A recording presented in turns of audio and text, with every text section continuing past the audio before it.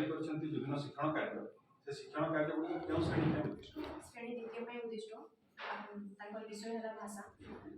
मौखिक भाषार विकास जो विकास लक्ष्य 2 अछि तार अंतर्गत 5.1 ए लोक हम नै TLM को प्रस्तुत करछु जो कि प्रत्येक छात्र छात्री आसिकी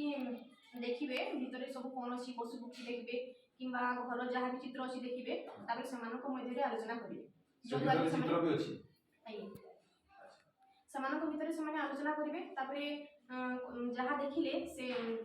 धरि नो जदि देखिले समान घर तो घरर चित्र कहिबे तो ध्वनिर सचेतन अनुसार प्रथम ध्वनि होची घ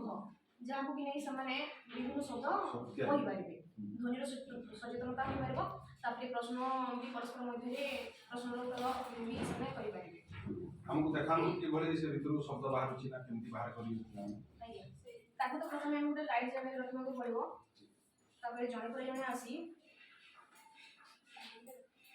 देखिबे ठीक लाइट अच्छा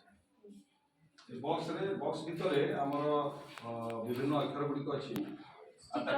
चित्र गुडी को अछि जते बेले से माने लाइट रे एताको घुरेबे हां से भीतर चित्र गुडी को देखा जाउ ठीक है एटा बहुत पिला मन को बहुत